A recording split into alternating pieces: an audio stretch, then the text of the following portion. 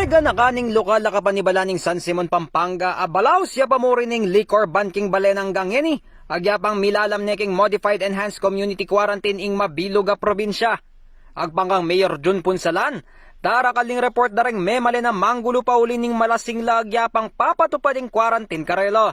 Uli pong diyang ating pong liquor ban, nakala pa mo rin mag-violate. Iminom nakal kami harap. Lupa na punitang milyari misa na Eldoking San Pablo Pro.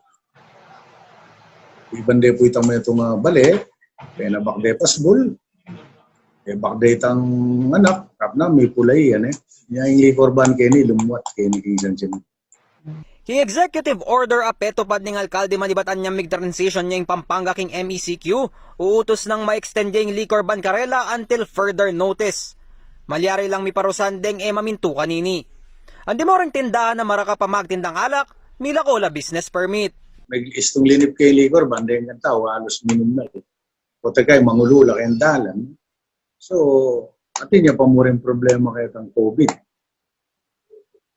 Unong ngayon ating bawal, ratutok na nga. O ito mga rakapla, problema na. So, mag-create siya mong problema.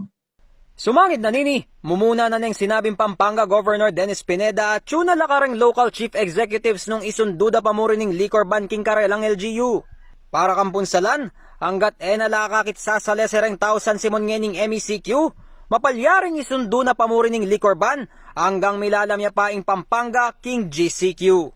Lizan Morten, CLTV News.